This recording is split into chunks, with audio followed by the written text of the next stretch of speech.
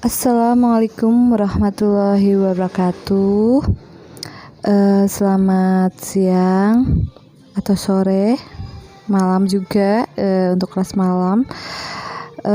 Pada kesempatan ini, terima kasih kita bisa bertatap muka via virtual dalam mata kuliah kewirausahaan.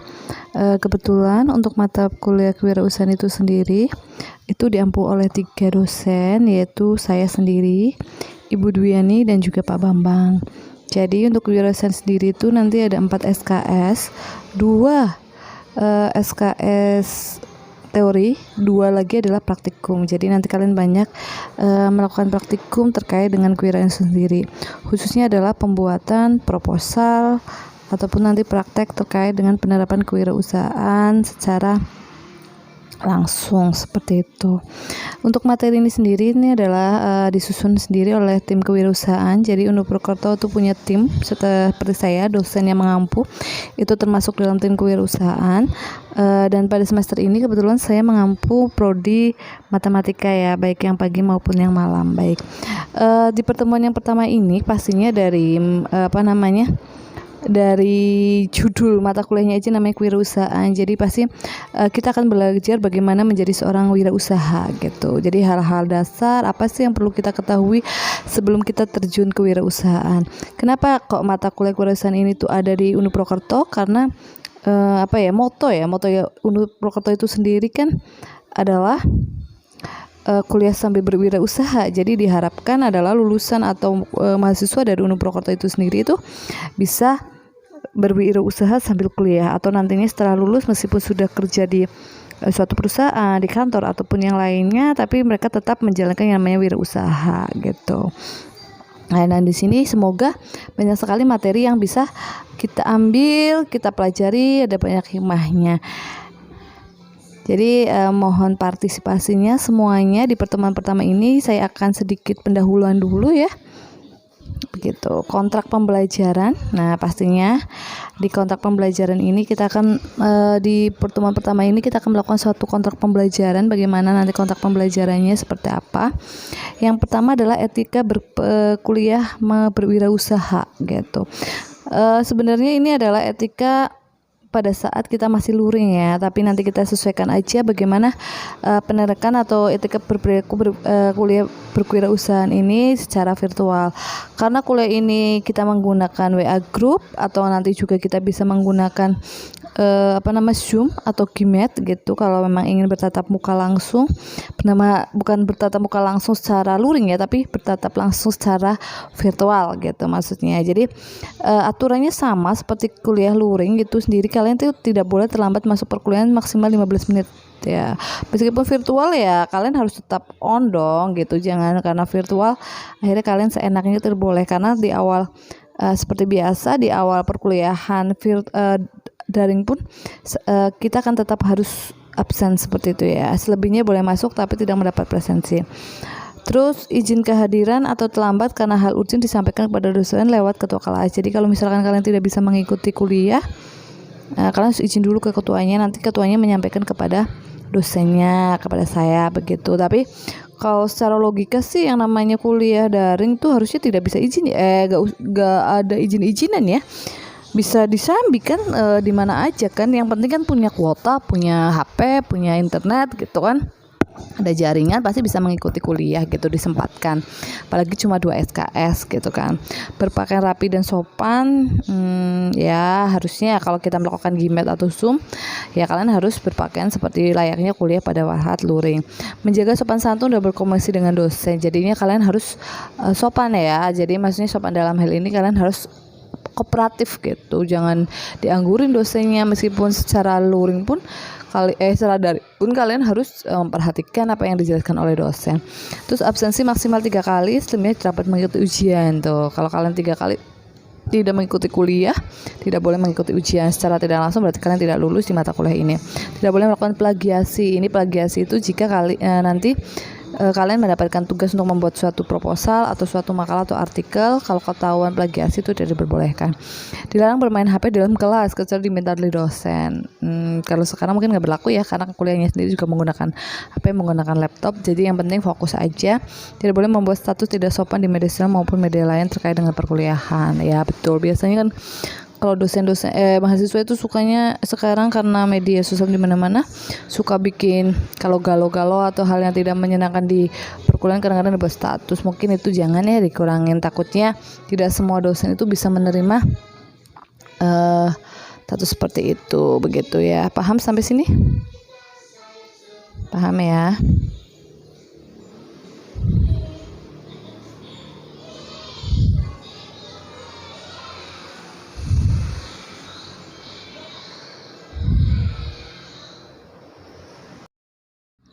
Baik, selanjutnya saya akan membacakan pokok bahasan selama 16 pertemuan ya, yang udah dikurangi oleh UTS dan UAS. Jadi tinggal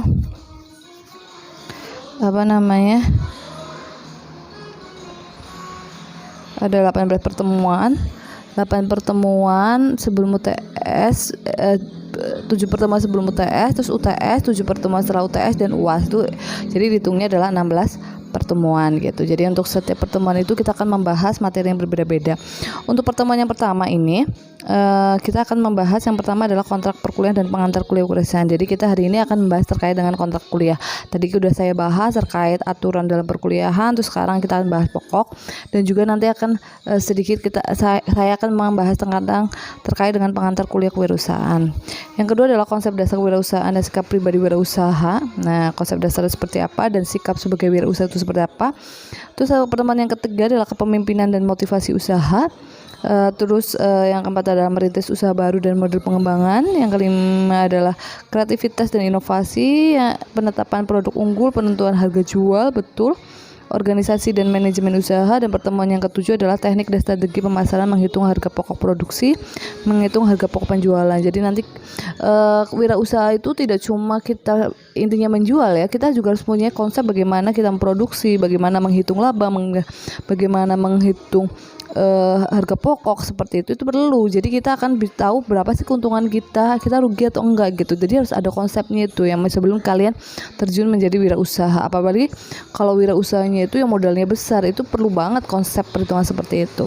Setelah itu nanti UTS nanti akan dilanjutkan ke pertemuan 9 sampai dengan 15 itu ada legalitas dan kepemilikan bisnis ya. Kalau bisnis sudah besar kan bisa dalam PT, CV dan lain-lain suatu perusahaan, itu juga nanti akan dijelaskan. Etika bisnis, jadi dalam berbisnis kita punya etika, menjalin kemitraan usaha, bagaimana menjalin suatu kemitraan dengan suatu usaha lain sehingga kita bisa franchise dan lain-lainnya. Pengelolaan rencana keuangan dan menyusun bisnis plan, itu 13 sampai 15 menyusun bisnis plan. Habis itu baru UAS. Terus untuk penilaian atau evaluasi hasil belajar total 4 SKS, yaitu 2 SKS teori, 2 SKS praktikum. Terus ada tugas terstruktur 20%, ujian tengah semester 20%, ujian akhir semester 20%, dan praktikum 40%. Jadi untuk mata kuliah kewirausahaan itu berbeda ya dengan mata kuliah yang lain yang biasanya 20%, 40%, di mana 40% adalah UTS dan UAS dan 20% adalah tugas dan kuis. Kalau ini nanti ada tugas terstruktur dan juga praktikum ya. Nanti ada tugasnya, ada praktikumnya seperti apa. Terus ada UTS dan UASnya juga. Praktikum KWU yang penting adalah studi potensi. Jadi kalian nanti studi potensi itu adalah kalian terjun ke lapangan, melihat bagaimana peluang di lapangan itu. Kalau kalian akan melakukan suatu wirausaha gitu, misalkan punya ide, saya ingin berusaha, udah lihat dulu studi lapangan seperti apa sih, apa yang dibutuhkan oleh lapangan. Jadi kan belum kita menentukan apa yang akan menjadi bahan atau wirausaha kita mau berwirausaha apa gitu, kita studi lapangan dulu nih, apa yang dibutuhkan di lapangan yang nantinya emang pada saat kita menjualnya berwirausaha itu benar-benar banyak peminatnya, seperti itu. Terus riset konsumen, pastinya setelah kita melakukan studi potensi, terus kita riset konsumennya, apakah konsumennya itu dari menengah ke bawah atau menengah ke atas atau seperti apa gitu, apakah peluangnya sangat besar atau tidak gitu. Terus bisnis plan yang ketiga, 4 bisnis plan. Jadi kalian akan menyusun suatu bisnis, suatu wirausaha, terus pelatihan produksi sesuai dengan program prodi masing-masing, dan yang keenam adalah ekspor wirausaha, begitu. Begitu ya, itu. Jadi untuk buku-buku yang nantinya kita pakai sebagai dasar itu adalah ini ada 4 ya, boleh kalian cari sendiri atau buku-buku lain yang sebutannya memuat materi-materi yang berkaitan dengan wirausaha ini begitu.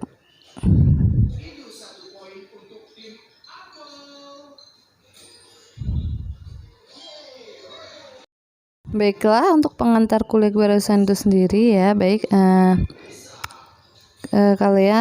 saya akan sedikit menjelaskan pengantar dari kuliah ini sendiri, problem belajar KWU. Jadi ternyata pada saat kita belajar kewirausahaan itu ada suatu problem.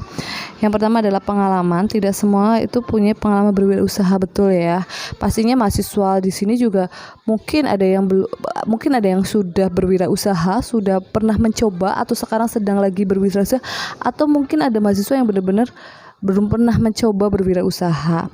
Itu problemnya. Jadi ini hal-hal baru ya bagi mereka yang sebutannya belum pernah berwirausaha. Tapi bagi mahasiswa yang sebutannya sudah sedang atau sudah pernah, ini bisa menjadi ilmu baru ya, yang nanti ternyata banyak ya ilmu-ilmu yang harus kita pelajari sebelum kita berwirausaha, seperti itu. Terus yang kedua adalah latar belakang mahasiswa yang beragam, tidak seperti seminar KWU. Latar belakangnya yang beragam, pastinya latar belakang mahasiswa itu semua kan macam-macam ya. Ada yang memang basicnya memang suka berwirausaha, ada yang mungkin tidak sukanya jajan aja gitu kan, ada yang juga basicnya memang lebih suka ke teori, tidak suka berpraktek gitu kan ada. Jadi latar belakang mahasiswa itu menjadi problemnya. Terus waktu terbatas, karena kalau kita ngomongin wirausaha itu nggak bisa selesai dalam kurun waktu 1 semester gitu loh. Tiba-tiba kalian bisa menjadi seorang wirausaha, tapi setidaknya dalam 1 semester ini kalian bisa mendapatkan suatu pemahaman atau materi baru terkait dengan wirausaha itu sendiri, sehingga nantinya kedepannya yang diharapkan adalah kalian bisa mempraktekkan, bisa berkuliah sambil berwirausaha, atau nantinya lulusan dari UNU itu adalah sebagian besar adalah seorang wirausaha yang sukses, amin. Tuntutan hasil gitu. Terus yang terakhir adalah tuntutan hasilnya. Jadi dari 4 SKS itu kan kalian diharapkan untuk bisa membuat bisnis plan ya. Jadi seperti rancangan untuk membuat suatu wirausaha. Tapi kalau menurut saya sih pastilah kita buatlah rancangan plan yang sederhana dulu, karena yang namanya berbisnis itu tidak bisa langsung besar, tapi dari hal-hal yang kecil dulu. Kalau sukses kan lama-lama juga besar, seperti itu. Begitu ya. Jadi kalau kalian melihat contoh-contoh pengusaha atau wirausaha yang sudah besar, itu nggak mungkin dia tiba-tiba langsung menjadi besar. Pasti bermula dari suatu bisnis atau suatu wirausaha yang kecil-kecil dulu, karena berkembang akhirnya menjadi besar juga, seperti itu.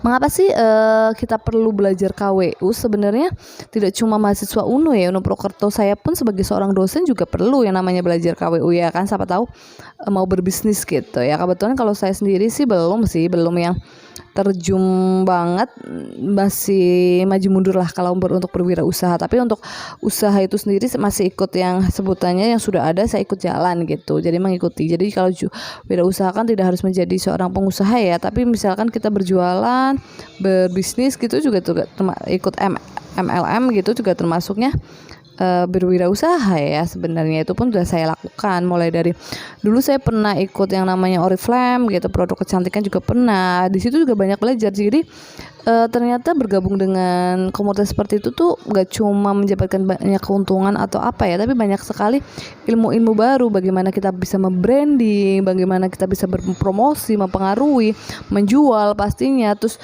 kita juga punya target-target tertentu, dan sekarang juga saya punya bukan usaha ya, bisnis ya, masih belajar sih, karena memang tapi lumayan juga untuk tambahan gitu ya, yaitu ikut MCA gitu ya, produk-produk kesehatan seperti kalung pendan, bioglas itu juga termasuk salah satu. Karena apa? Di dalam komunitas itu pun sebenarnya juga ada loh yang namanya upland, downland gitu-gitu ya, yang sebutannya kita belajar dari upland. Terus juga di dalam komunitas itu juga disediakan seperti kuliah online juga melalui Zoom oleh pakar-pakar mereka. Pakar-pakar dalam suatu bisnis itu tidak harus seorang dosen ya, kadang-kadang adalah mereka yang memang sudah berhasil dalam menjalankan bisnisnya itu sendiri. Jadi mengapa sih kita perlu belajar KWU gitu? Kenapa gitu? Kan saya nggak, misalkan ada yang berpikir kan saya nggak pengen menjadi seorang wirausaha gitu kan, ya nggak apa-apa gitu. Tapi kan siapa tahu berapa tahun ke depan depan pada saat kalian lulus, kalian tiba-tiba punya keinginan kayaknya enakan berwirausaha nih gitu. Mungkin kalau udah kerja di perusahaan gajinya cuma segitu-gitu aja, nggak bisa berkembang gitu kan. Ya itu salah satunya. Jadi untuk modal kalian aja lah, mau dipakai sekarang atau nanti ya, yang penting yang namanya belajar itu pasti ada manfaatnya begitu. Yang setelah itu adalah meningkatkan harga diri. Pastinya dengan kita belajar suatu materi baru itu kan pastinya kita merasa kita punya kemampuan. Itu otomatis akan meningkatkan harga diri. Yang kedua adalah memperoleh penghasilan untuk diri sendiri. Pastinya dengan kita belajar wirausaha kan kita punya keinginan untuk membuka suatu wirausaha. Wirausaha itu kan lebih cenderung menjual atau produksi atau menghasilkan sesuatu lah, uang pastinya untuk kita. Lah itu memperoleh penghasilan untuk diri sendiri. Dan penghasilan itu kan tergantung kita, apakah kita mau menghasilkan yang besar atau yang kecil, hanya untuk tambahan, untuk jajan gitu. Kalau saya sendiri sih ikut MCA awalnya cuma karena menggunakan produknya, merasa bermanfaat dengan produknya, terus ikut menjalankan bisnisnya. Ternyata lumayan juga ya, sekali transfer bisa buat jajan, bisa untuk beli tambahan, beli susu dan lain-lain. Ternyata kalau dikumpulin juga lumayan juga seperti itu. Terus penghasilan diri sendiri, meskipun saya seorang dosen kan nggak ada salahnya ya kalau misalkan saya punya tambahan gitu, uang tambahan kan lebih enak gitu kan, tabungannya semakin banyak akhirnya. Terus yang ketiga adalah ide dan motivasi yang timbul untuk maju lebih besar. Betul, dengan kita belajar wirausaha kan akhirnya kita terasa untuk melakukan berpikir untuk idenya apa nih, motivasinya apa nih aku membentuk suatu membuat suatu wirausaha gitu, apa ya gitu kan. Jadi memaksa diri kita untuk membentuk suatu ide dan memotivasi untuk lebih maju, seperti saya harus bisa menghasilkan suatu penghasilan untuk diri saya sendiri. Jadi harus mempunyai ide untuk berwirausaha yang sebutannya bisa menghasilkan, seperti itu. Masa depannya lebih cerah dan tidak tergantung pada orang lain. Betul sekali, pada saat kita berwirausaha dan kita bisa mempraktekkannya itu menjadi seorang wirausaha serius, itu secara tidak langsung kan, kalau wirausaha itu kan tidak berbeda pada saat kita kerja di suatu perusahaan atau di suatu tempat yang sebutannya kita ngikut orang. Kalau wirausaha kan kita yang ngatur, mau penghasilannya berapa, mau dilakukan setiap hari atau di rumah aja atau seperti apa, itu kan kita yang ngatur. Itu enaknya berwirausaha itu seperti itu. Jadi kita tidak tergantung dari orang lain gitu. Masa depannya lebih cerah pastinya. Kalau wirausaha yang sudah sukses kan kita sebutannya masa depannya cerah ya. Kalau penghasilan omsetnya setiap bulan sudah sampai ratusan juta, apa nggak cerah banget tuh? Ya cerah sekali, jauh sekali dengan gaji-gaji PNS dan gaji-gaji yang lain gitu kalau sampai segitu. Terus menciptakan mindset di dalam diri lulusan perguruan tinggi untuk tidak hanya berorientasi pada mencari kerja tetapi menciptakan lapangan kerja. Betul sekali. Pada saat kalian punya mindset untuk menjadi seorang wirausaha, itu sebenarnya kalau kita lihat kan di berita-berita itu banyak sekali pengangguran ya gitu kan, karena orang kebanyakan mencari pekerjaan. Tapi dengan kita berwirausaha, kita tidak perlu mencari pekerjaan karena kita sudah bisa menghasilkan pekerjaan sendiri. Malah kalau wirausaha kalian sudah besar, otomatis kan banyak membuka lowongan kerja untuk orang lain. Malah luar biasa seorang wirausaha itu. Terus sesuai dengan visi misi UNU, yaitu adalah kuliah sambil berwirausaha, disinilah tempatnya. Ya betul. Kenapa di sini kita perlu belajar wirausaha? Karena sesuai dengan visi misi UNU Prokerto sendiri, yaitu ingin menghasilkan mahasiswa yang berwirausaha, kuliah sambil berwirausaha. Jadi itu harapan dari UNU Prokerto itu sendiri. Jadi kalian bisa berwirausaha, baik mungkin masih kecil-kecilan, tapi diharapkan berapa tahun ke depan itu menjadi wirausaha yang sangat besar begitu. Paham ya sampai sini ya? Saya lanjutkan ya dari apa yang saya jelaskan tadi. Oleh karena itu makanya kita perlu kenapa kita perlu belajar wirausaha gitu. Mata kuliah wirausaha itu sendiri itu adalah karena perlu membangun kesadaran untuk berwirausaha itu pastinya. Jadi saya harapkan dengan kalian mengambil mata kuliah wirausaha ini menjadi sadar perlunya berwirausaha. Terus berwirausaha itu penting, dan sejak masih mahasiswa pun bisa sebenarnya banyak ya. Kalau kalian baca-baca di berita, baca-baca di Instagram, itu banyak sekali mahasiswa yang sebutannya mereka menyambi sebagai seorang wirausaha, menjual kerudung, makanan kecil, cemilannya, berinovasi yang pokoknya luar biasa. Malah ada yang menjadi besar ya, omsetnya juga sampai ratusan juta gitu. Terus yang ketiga adalah pengembangan diri. Pastinya dengan cara kita berwirausaha itu secara tidak langsung sebenarnya kita sedang mengembangkan diri kita sendiri, banyak belajar dan banyak memberikan pengalaman baru ke dalam diri kita yang sebutannya kita masih mahasiswa, yang nantinya bisa kita pakai dalam dunia kerja ya sungguhnya begitu. Nah berdasarkan dari berita. Kalau kita baca-baca berita itu kan banyak sekali ya, nggak usah baca berita pun di lingkungan kita sekitar juga banyak sekali pengangguran yang sebutannya adalah mereka itu tidak cuma lulusan SMA atau SMK, ternyata sarjana pun sekarang banyak yang nganggur karena mungkin saking banyaknya lulusan S1 sarjana sehingga sedangkan lowongan pekerjaannya itu tidak terlalu banyak, akhirnya kan antara lowongan dengan lulusan lebih banyak lulusan, akhirnya kan banyak pengangguran itu sendiri, sehingga meningkatkan pengangguran lulusan universitas tuh. Jadi buat kalian semua yang sebutannya lulusan S1 pun jangan bangga dulu gitu, karena ternyata dari hasil ini ternyata banyak juga pengangguran yang sebenarnya lulusan S1. Makanya di sinilah diperlukannya adanya suatu ide atau gagasan dari para mahasiswa untuk bisa menciptakan lapangan pekerjaan itu sendiri melalui wirausaha gitu. Nih, sesuai dengan BPS, Badan Pusat Statistik merilis data angka pengangguran Indonesia per Agustus 2018 mencapai 7 juta orang atau sekitar 5,34%. Banyak sekali ya. Seperti itu. Terus di Indonesia saat ini tren untuk menjadi seorang pengusaha telah berkembang dengan baik ya.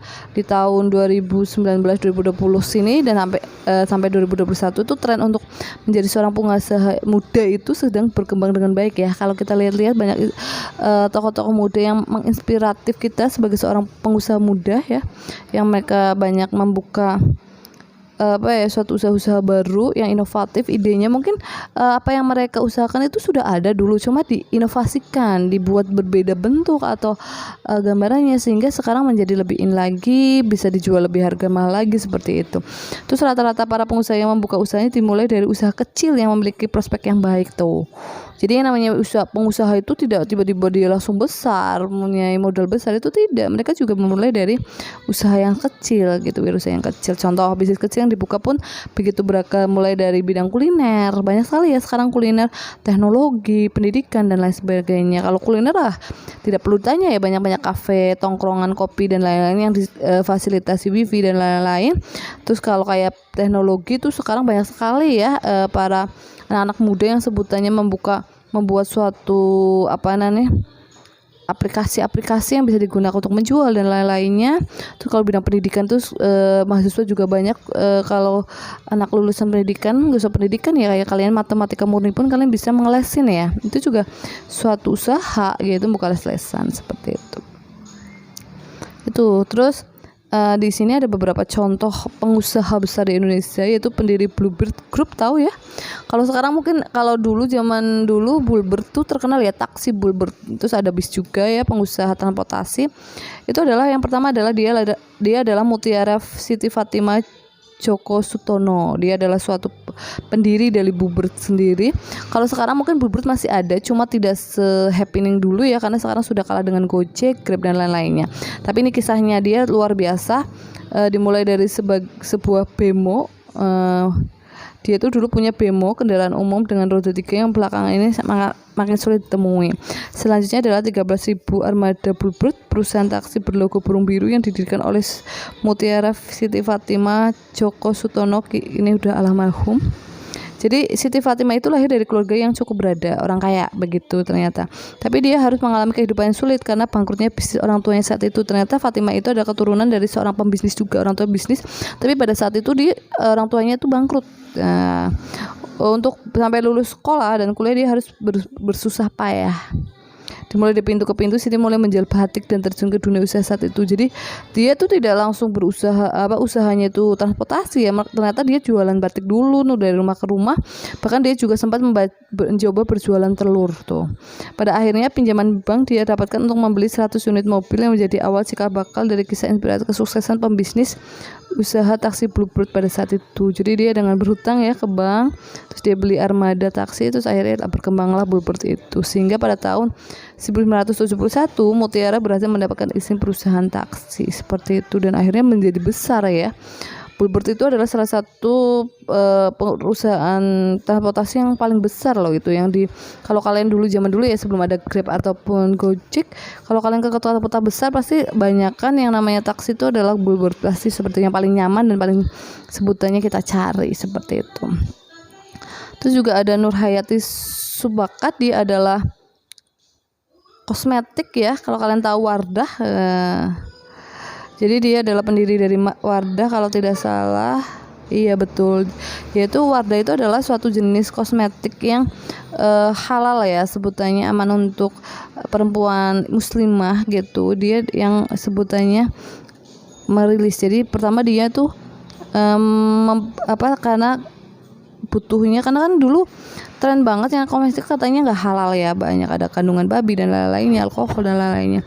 Ternyata akhirnya dia punya ide untuk membuat suatu kosmetik yang sebutannya aman dan halal untuk dipakai oleh wanita muslimah, dan mulainya dia itu usaha diusaha dari rumah ke rumah gitu untuk menjual dari salon ke salon sebelum bisa akhirnya nama Wardah itu terkenal sampai sekarang ya. Pasti kan jangan ditanya, Wardah itu adalah salah satu kosmetik yang disukai perempuan karena harganya yang lumayan cukup terjangkau, terus juga bagus ya, kualitasnya lumayan bagus dan juga halal. Akhirnya dia menjadi pengusaha sukses kosmetik. Terus ada juga rumah disita bangkit dengan jualan keripik nih. Saat itu dia ada Siddiq Amin Mubarak. Jadi bermula dari rumahnya yang disita, akhirnya dia tuh jualan keripik. Dia adalah mahasiswa di suatu universitas yaitu di Unpas.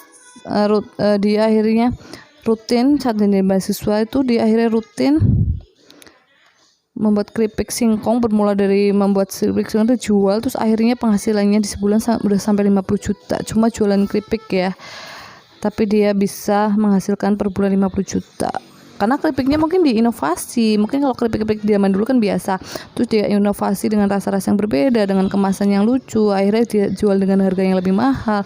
Terus kalangannya mahasiswa kan lebih mudah, akhirnya dia punya banyak bisa berkembang, akhirnya bisa menyai pasti lebih dari 50 juta. Terus ini juga ada mahasiswa juga nih, mahasiswi cantik. Dia adalah seorang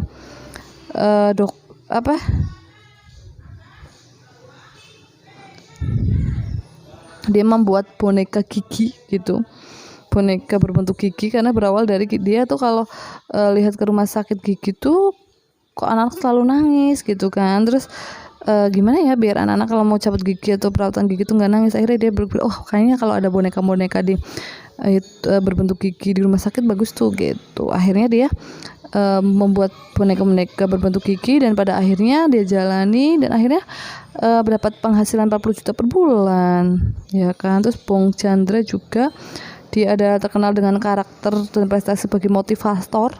Nah dia itu adalah motivator awalnya, memberikan motivasi. Ia hanya berdiri di depan mic sebagai motivator kelas abal-abal. Pertamanya dia motivator aja biasa, mungkin mahasiswa kan biasanya kalau anak-anak mahasiswa ada ya yang selalu memberikan motivasi gitu. Namun dia kemudian mendirikan suatu event organizer, WO ya, event, nggak cuma WO wedding organizer ya, tapi event. Jadi semua event baik itu perkawinan, event apa aja dia mendirikan itu dan fokus pada pelatihan untuk motivasi. Bisnisnya kian membesar dan kemampuan serta kecerdasan termasuk gaya komunikasinya telah menghipnotis banyak orang. Lah kalau orang yang basicnya dia memberikan motivasi kan otomatis dia akan lebih mudah untuk mempengaruhi orang lain gitu. Jadi menjadi seorang bisnis pun dia sangat mudah karena dengan penerapan dan kemampuannya dia memotivasi seperti itu. Terus Nadiem Makarim yang sekarang menjadi menteri menteri pendidikan kita ya, dia juga termasuk pengusaha yang sukses karena bisa membangun suatu Gojek ya. Wah, Gojek juga sekarang merampak di mana-mana. Begitu. Dia juga luar biasa, dia adalah pengusaha muda yang luar biasa juga. Begitu ya. Baik, sampai sini ada yang mau ditanyakan?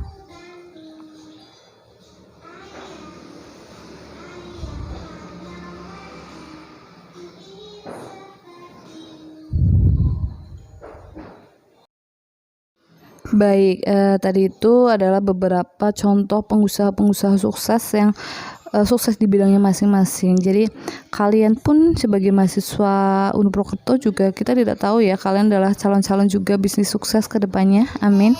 Nah, jadi kalian di sini karena kita sedang belajar, kita harus berfokus pada, karena pastinya yang namanya mahasiswa masih yang namanya untuk membangun suatu bisnis itu terhalang oleh oleh modalnya itu sendiri. Jadi kita nanti akan terfokus pada bagaimana kita membentuk suatu bisnis modal kecil gitu, dengan modal yang kecil tapi kita bisa membentuk menjadi seorang wirausaha yang nantinya kedepannya akan menjadi penghasilan yang besar juga dengan bisnis yang kecil itu berkembang pastinya. Nah, kata inspiratif yang perlu kalian tahu itu adalah kapan mau maju kalau modal menjadi keraguan kita saat mulai bisnis. Betul sekali, kalau kita nunggu-nunggu punya modal besar ya kapan gitu. Kalau misal kita kerja di perusahaan, nabung-nabung kebutuhan juga setiap tahunnya, setiap harinya bertambah, yang sebutannya ya harus punya rumah, punya bisnis. Kalau kita nggak mulai dari sekarang mau kapan lagi gitu loh.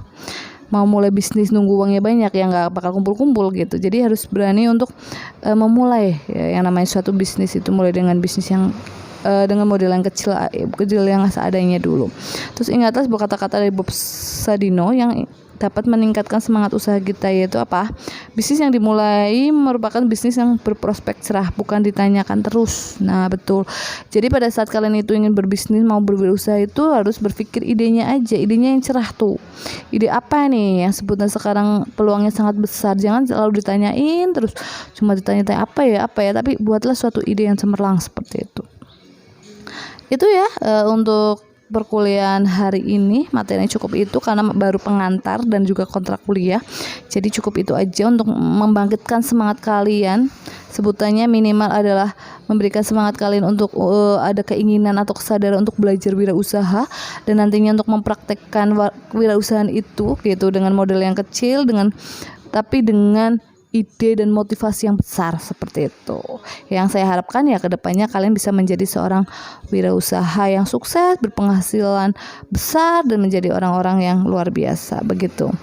Baik ya, baik itu paling itu. Terima kasih. Kita lanjutkan nanti materi berikutnya di pertemuan kedua dengan materi yang lebih apalagi ya lebih kewirausahaannya gitu, teori-teori tentang bagaimana sih kita menjadi seorang wirausaha seperti itu.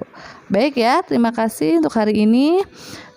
Kita ketemu lagi minggu depan. Saya akhiri, billahi taufiq wal hidayah. Wassalamualaikum warahmatullahi wabarakatuh.